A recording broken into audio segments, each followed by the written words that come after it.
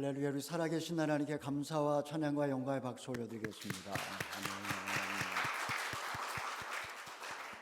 네, 광고 말씀드린 것처럼 위중증 환자나 아니면은 중보기도가 필요한 경우에는 우리 교역자들에게 알려주셔서 함께 기도할 수 있도록 하면 좋겠습니다. 또 큐티스쿨을 모집을 하고 있습니다. 임직을 위한 필수 과정입니다. 아직 수강하지 않으신 분들은 이번 기회에 꼭 참여해 주시기를 부탁드리겠습니다. 잠깐 기도하고 말씀 나누겠습니다. 자비로우신 하나님 아버지, 이 시간에 하늘의 문을 열어주셔서 저에게 자비를 베풀어 주시옵소서. 전쟁의 공포 속에 떨고 있는 우크라이나 영혼들을 불쌍히 여겨주셔서 그 땅에 평화를 허락하여 주시옵소서. 이 시간에 말씀하옵소서. 듣겠나이다. 예수님의 이름으로 기도하옵나이다. 아멘. 이 시간에 저는 내 앞에 열린 문을 두었으니 라는 제목으로 오늘 말씀을 함께 나누기를 원합니다. 2차 세계대전 중 나치의 박해를 피해 뉴질랜드로 망명 온 세계적인 철학자가 있었습니다. 그의 이름은 칼 포퍼입니다. 오스트리아 태생의 유대계 기독교인이었던 그는 젊은 시절 열렬한 마크시스트였습니다. 그의 이상과는 달리 그 앞에 나타난 괴물은 미치광이 공산주의와 파시즘이었습니다. 전쟁이 끝난 후 그는 영국으로 돌아가 공산체제 비판에 여생을 보냈습니다. 그의 명저 열린 사회와 그 적들은 인간이란 불완전한 존재이며 언제든지 틀릴 수 있다라는 그 전제하에 써졌습니다. 그는 진리를 강요하기보다도 오류를 주려고 하는 과정이 중요하며 이를 위해서는 열린 마음을 가져야 한다라고 주장을 했습니다. 여러분의 생각은 어떻습니까? 내가 불완전한 존재이며 나의 판단은 언제든지 틀릴 수 있다라고 하는 겸허한 태도가 있을 때 우리는 타인을 향하여 마음을 열고 다가갈 수 있지 않을까요? 내가 죄인이라는 사실을 인정하고 겸손히 주님 앞에 엎드릴 때 꽉 닫혔던 내 인생의 문이 열릴 수 있지 않을까요? 이 시간에 우리는 본문 말씀을 통해서 주님 다시 오실 그날까지 우리가 달려가야 할 열린 문에 대하여 함께 말씀을 나누어 보기를 원합니다. 오늘 말씀은 빌라델피아 교회에 주신 말씀입니다. 빌라델피아라고 하는 이 말에는 감동적인 이야기가 옛날부터 전해져 내려오고 있습니다. BC 150년경 그리스 페르가몬 왕국에 유메네스라고 하는 유력한 통치자가 살고 있었습니다. 동생 아탈로스 역시 전술과 정치에 아주 탁월한 그런 군인이었습니다. 왕은 전쟁에 나갈 때마다 동생에게 내정을 맡기곤 했습니다. 로마는 인기가 많은 동생을 허수아비로 세워서 자신들의 뜻대로 이용하려고 유혹의 손을 내밀었습니다. 아탈로스는 이런 지하에 그들의 제안을 거절합니다. 나는 형을 배신할 수 없습니다. 그는 끝까지 왕에게 충성을 다했습니다. 형 역시 죽을 때 그의 왕위를 자식이 아니라 동생에게 물려주었습니다. 이 형제의 우애를 감동받은 사람들이 그들의 그 사랑을 빌라델피아라고 그렇게 부르기 시작했습니다. 빌라는 필로스, 사랑이라는 말이고, 그리고 델피아는 아델포스, 형제라는 그 헬라어에서 합성어를 이렇게 만든 겁니다. 형으로부터 왕위를 물려받은 아탈로스는 동부 진출에 전초기지로 한 도시를 건설했는데 그 도시의 이름을 빌라델피아라고 지은 것입니다. 몇 년 후에 이 도시는 로마에 복속되었고 AD 17년에 큰 지진이 일어나 이 도시는 폐허가 되고 말았습니다. 당시 그리스 지리학자였던 스트라보니스는 지리지에 보면은 그 당시의 상황이 아주 자세하게 기록이 되어져 있습니다. 빌라델피아는 지진이 자주 발생해 주택이 끊임없이 어물어졌고 도시는 크게 붕괴되고 말았다. 도시에 사는 주민들은 대부분 기름진 땅에 있는 농촌으로 이주했고 도심에는 거주민이 적었다. 지진이 일어나고 난 다음 80여 년의 세월이 흘렀습니다. 주님은 그곳에 세워진 한 작은 교회에 편지를 쓰라고 천사에게 명하고 계십니다. 우리 7절, 8절 상반절까지의 말씀을 읽어보겠습니다. 시작. 너는 빌라델피아 교회의 사자에게 이렇게 써라. 거룩하고 참되시니 다윗의 열쇠를 가지시니 곧 열면 닫을 사람이 없고 닫으면 열 사람이 없는 이가 이렇게 말씀하신다. 내가 내 행위들을 안다. 보라, 내가 내 앞에 열린 문을 두었으니 아무도 그 문을 닫을 수가 없다. 부활의 주님은 빌라델피아 교회의 사자에게 편지를 쓰라고 명하고 계십니다. 그분은 다윗의 열쇠를 갖고 나타나셨습니다. 다윗의 열쇠란 그리스도의 권세를 의미합니다. 예수님은 그 열쇠를 가지고 열 수도 있고 그 열쇠로 닫을 수도 있는 분이십니다. 주님은 그 열쇠로 빌라델피아 교회를 그 문을 활짝 열어 주셨던 것입니다. 성경에서 문을 열어주신다라는 표현이 종종 등장합니다. 예를 들면 하나님이 전도의 문을 열어주시면 그때부터 놀랍게도 말씀이 흥황하게 역사하기 시작합니다. 사도 바울이 아시아에서 아무리 애를 써도 성령이 막으시니까 말씀을 전할 수가 없었습니다. 가는 곳마다 다 길이 막혔습니다. 하나님의 유럽의 문을 여시자 복음이 흥황해져서 온 세상에 복음이 전파되기 시작했습니다.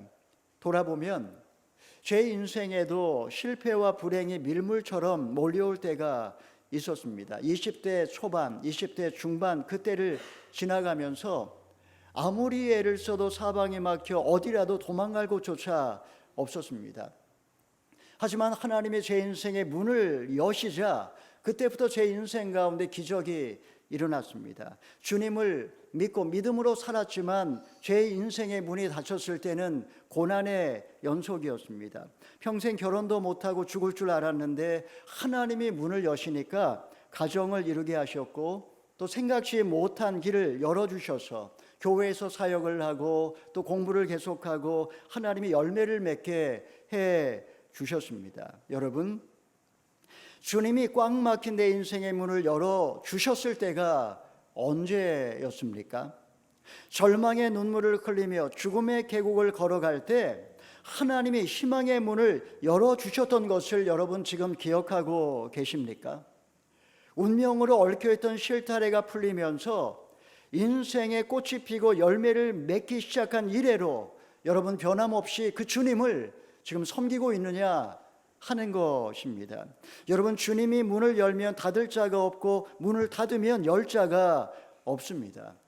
지금 눈물의 골짜기를 지나간다 할지라도 주님께 여러분의 진심을 드린다면 때가 되매 다윗의 열쇠로 여러분의 닫힌 문을 활짝 열어주실 것을 믿으시기를 바랍니다. 절망과 슬픔은 곧 지나가고 머지않아 희망과 기쁨은 회복될 것을 믿으시기를 바랍니다.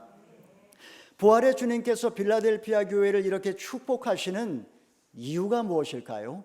우리 8절 하반절의 말씀을 읽어보겠습니다. 시작. 이는 내가 힘이 약한 가운데에도 내 말을 지키고 내 이름을 부인하지 않았기 때문이다. 주님께서 빌라델피아 교회의 문을 활짝 열어놓으신 데는 그만한 이유가 있었던 것입니다. 그들은 비록 힘은 적었지만 말씀을 굳게 지켰습니다. 그 교회는 소아시아 7교회 가운데 칭찬만 받은 2교회, 서모나 교회와 더불어 칭찬만 받은 교회가 빌라델피아 교회였습니다. 그들은 가난과 핍박 가운데 있었지만 주님을 부인하지 않았고 끝까지 믿음의 중심을 지켰기 때문에 하나님이 그들 앞에 문을 열어 주신 것입니다. 당시 빌라델피아는 인구 1000명 정도밖에 되지 않은 작은 소도시였습니다. 그곳에는 여전히 지진이 자주 발생했습니다. 예배당은 초라했고 성도들은 대부분이 가난했습니다. 로마의 핍박도 끊이지 않는 상황이었습니다. 얼마나 연약하고 얼마나 보잘것없습니까? 여러분, 그러나 그들은 적은 능력을 갖고도 말씀에 순종했고 주님으로부터 칭찬을 받았던 것입니다. 여러분, 하나님께서 여러분에게 복을 주실 수밖에 없는 구체적인 이유가 무엇입니까? 내가 연약하고 부족한 가운데에서도 지금까지 끝까지 지금 붙들고 있는 하나님의 말씀은 무엇입니까? 주님의 이름을 부인하지 않고 믿음의 중심을 지켰을 때 주께서 내 인생의 문을 활짝 열어주신 그 살아있는 체험 여러분 있느냐 하는 것입니다. 적은 능력으로도 주님께 순종했던 빌라델피아 교회, 그 교회의 주님은 놀라운 약속을 또한 하십니다. 우리 9절 10절의 말씀을 읽어보겠습니다. 시작. 보라, 내가 사탄의 집단에 속한 어떤 사람들을 내게 줄 것인데 그들은 자칭 유대 사람들이라고 하나 실은 그렇지 않고 거짓말쟁이들이다. 보라, 내가 그들로 내 발 앞에 꿇어 엎드리게 하고 내가 너를 사랑하는 줄을 알게 할 것이다. 내가 내 인내의 말을 지켰으니 땅 위에 사는 사람들을 시험하기 위해 온 세상에 시험이 닥칠 때 나도 너를 지켜줄 것이다. 먼저 유대인 가운데 몇 사람이 그리스도인이 될 거라고 그렇게 말씀을 하십니다. 유대인들은 선민의식에 사로잡혀서 그리스도인들을 박해하는데 앞장섰던 자들이었습니다. 그들은 사탄의 집단에 속해 있기에 거짓말을 일삼았습니다. 그런데 놀랍게도 그들 가운데 지도자급에 속한 몇몇이 주께 돌아와 그들 앞에 용서를 구하고 회개할 거라고 주님은 약속을 하고 있습니다. 또 한 가지 약속은 장차 닥칠 박해와 환난의 시간에 교회를 보호해 주겠다고 말씀을 하십니다. 조만간 소아시아 전역에 황제 숭배를 강요하는 불같은 시험이 닥칠 것입니다. 그들은 주의 이름을 부인하지 않았습니다. 또 오랜 세월이 흘러 AD 12세기에 동쪽에서 말을 탄 이슬람 교도들이 몰려올 것입니다. 그들은 목숨을 걸고 신앙을 지켰습니다. 여러분, 그들이 노력해서 이렇게 된 것이 아닙니다. 주님께서는 내가 그 모든 시험 당할 때에 내가 너를 지켜줄 거라고 약속을 하셨습니다. 하나님이 빌라델피아 교회 앞에 열린 문을 두셨고 그들을 보호해 주겠다고 약속하셨기 때문에 이렇게 안전하게 이 환난 가운데에서도 그 고단한 세월을 견뎌낼 수가 있었던 것입니다. 주님께서 그들에게 열린 문을 주시니까 상황과 형편에 상관없이 그들은 서로 뜨겁게 사랑했고 이웃에게 복음을 전했습니다. 전설에 의하면 빌라델피아 교회는 소아시아의 300여 교회에 성찬용 포도즙을 공급했던 교회가 바로 이 빌라델피아 교회였다고 이야기를 합니다. 형제 사랑을 몸소 실천했던 빌라델피아 교회. 예수님께서 어찌 이런 교회를 사랑하지 않으실 수가 있겠습니까? 대적했던 영혼들이 돌아오게 하시고 불같은 시험에서 성도를 지켜주지 않으시겠습니까? 주님의 약속은 여기서 그치질 않습니다. 우리 11절의 말씀 읽어보겠습니다. 시작. 내가 속히 오리니 내가 가진 것을 굳게 잡아 아무도 내 면류관을 빼앗지 못하게 하여라. 주님께서는 이기는 자에게 면류관을 씌워주겠다라고 약속을 하셨습니다. 빌라델피아 교회는 그동안 지금까지 잘 싸워 왔습니다. 그들은 상급을 바라봤고 약속을 붙들고 지금까지 견뎌왔습니다. 사탄은 어떻게 해서든지 그들의 면류관을 빼앗으려고 할 것입니다. 주님은 다른 어떤 것보다 지금까지 해왔던 것을 곧게 잡으라고 그렇게 권면을 하고 있습니다. 여러분, 우리가 다 천국에서 면류관을 얻을 수 있는 게 아닙니다. 안 받으면 되지 뭐 이렇게 생각하시는 분 있을지 모르겠습니다. 면류관은 구원과 상관없는 것입니다. 내가 믿음으로 구원받았지만 면류관이 없다라는 것은 무엇을 의미할까요? 이 땅에 살면서 주님을 위해서 한 일이 아무것도 없다라는 말입니다. 자기의 욕심만을 위해서 살다가 아무런 면류관 상급을 받지 못할 수 있다라는 겁니다. 롯과 같이 부끄러운 구원을 얻을지도 모릅니다. 우리 고린도전서 9장 26절의 말씀을 읽어보겠습니다. 26절 27절입니다. 시작. 그러므로 나는 목표가 없는 것처럼 달리지 않고 허공을 치듯이 싸우지 않습니다. 내가 내 몸을 쳐 복종시키는 이유는 내가 다른 사람에게 복음을 전하고 도리어 나 자신은 버림받지 않도록 하기 위함입니다. 사도 바울은 하나님께 쓰임받은 후 가치 없는 자로 버림받지 않을까 늘 두려워했습니다. 버림받는다라고 하는 것은 지옥에 간다는 말이 아니라 하나님 앞에 쓸모없는 존재로 취급받는다라는 말입니다. 하나님이 더 이상 나를 쓰지 않으시고 하나님은 나에게 더 이상 기대조차 걸지 않으신다. 여러분, 그것처럼 비참한 것이 있을까요? 사울이 불순종하니까 하나님은 다윗을 찾으셨습니다.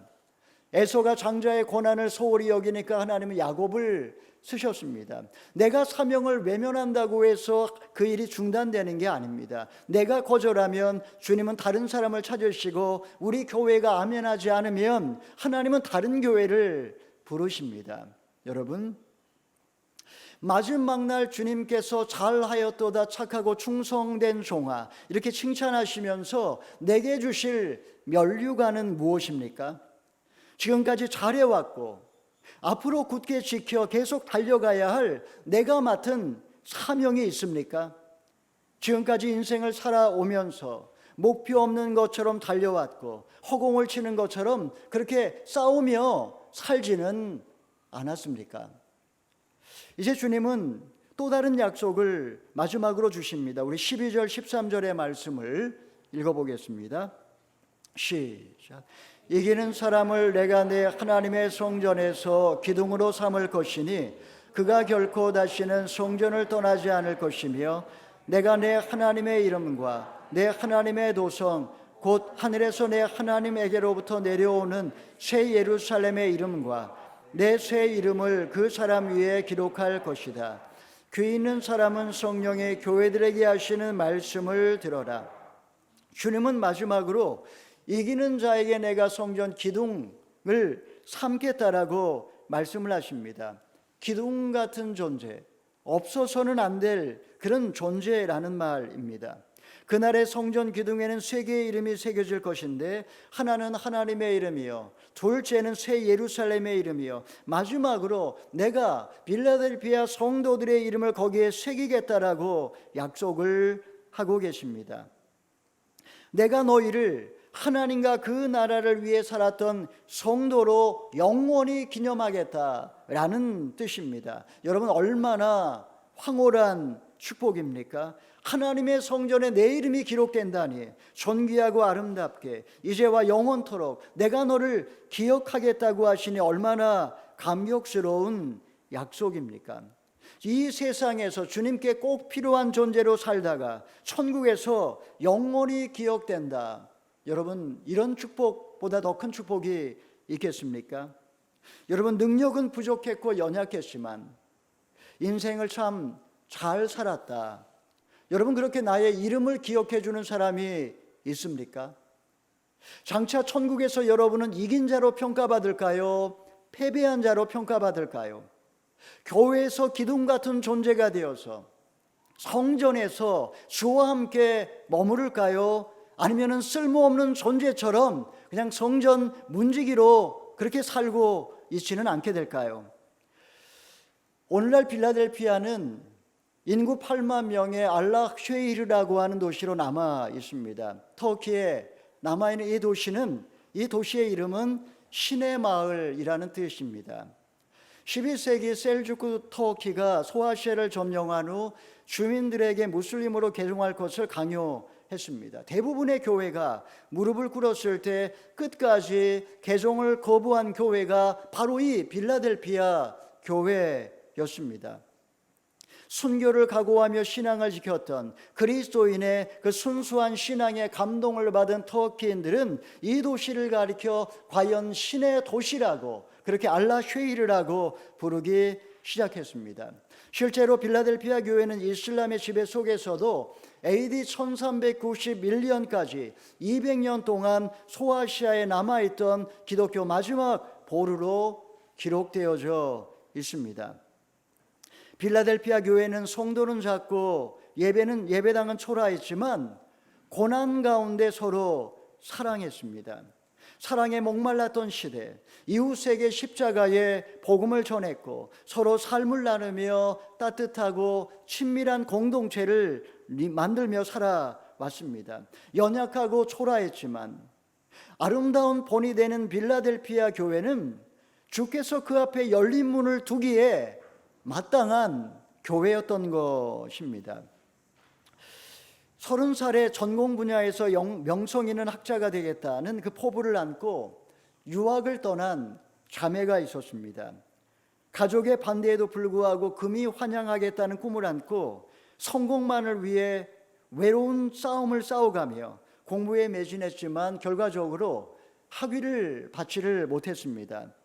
남자친구와도 매일 신앙의 문제로 싸우다가 결국은 헤어지고 말았습니다. 노처녀라는 수치심과 미래에 대한 두려움으로 절망의 나날을 보냈습니다. 인생의 지진을 만난 그때 동생의 설득에 마음의 문이 열려 예수님께로 나왔습니다. 6년 반의 외국 생활을 정리하고 귀국을 했습니다. 어려서부터 주일 성수하고 착하게 살아왔지만 피상적인 그 신앙의 한계에서 벗어나질 못했습니다.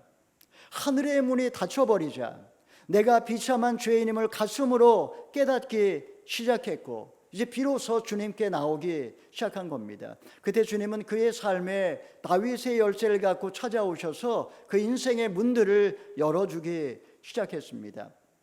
절망이 아닌 소망 가운데 살게 하시니 이제 마음 깊은 곳에 원망과 불평이 아니라 감사와 찬양이 흘러나왔습니다. 상황과 형편은 달라진 것이 없었지만 적은 능력이 구원으로 인도하는 문임을 믿고 작은 일에 충성하기 시작했을 때 하나님의 그의 인생을 이제 형통한 길로 한 걸음 한 걸음 이끌어가기 시작했던 것입니다. 여러분, 인생의 기회가 항상 열려 있는 게 아닙니다. 내 앞에 기회가 아직 열려 있을 때 굳게 붙으시기 바랍니다. 사랑하고 싶어도 사랑하지 못할 때가 올 것입니다. 전도하고 싶어도 전도하지 못하는 시간이 올 것입니다. 문이 닫혀버리게 되면 그때는 아무리 문을 두드려도 소용이 없습니다. 사랑하시는 여러분, 지금 전염병이 무서운 기세로 확산되고 있습니다. 앞으로 2달 피할 수 없다면 지나가야 합니다. 정부는 개인에게 책임을 전가시키고 있습니다. 크로스 컨택 범주를 가족으로 제한하면서 이제 폭증해서 마비가 되어버린 그 검사 그 모든 것을 이제 스스로 자가 검사를 하도록 그렇게 권고하고 있습니다. 죽음의 악령이 우크라이나 하늘을 절망의 구름으로 덮고 있습니다. 지금 무고한 수많은 민간인들이 지금도 죽어가고 있습니다. 하나님이 다윗의 열쇠로 문을 열어주셔야 이 세상은 소망이 있을 것입니다. 사랑하는 성도 여러분, 고난 가운데 주님을 바라볼 때 여러분의 적은 능력이 구원으로 인도하는 열린 문이 될 것을 믿으십니까? 여러분 인생에 지진이 일어나 모든 게 무너져 내렸다 할지라도 다윗의 열쇠를 갖고 계신 그분이 여러분 편에 서 계신다면 여러분 앞에 열린 문이 활짝 펼쳐질 것을 믿으시기를 바랍니다. 주님 오실 날이 멀지 않았습니다. 그날이 되면 하늘문이 열릴 것입니다. 내게 주신 사명 굳게 붙으시고 표대를 향해 달려가시기를 바랍니다. 지금 어둠이 세상을 덮고 있고 캄캄함이 만민을 가리고 있지만 주님의 열린 문을 여러분 앞에 두실 것입니다. 주님께서 다시 오실 때 그 주실 면류관을 기대하면서 믿음을 갖고 형제자매를 사랑하며 그 열린 문을 향해 달려가시는 저와 여러분 다 되기를 주님의 이름으로 축원합니다. 아멘.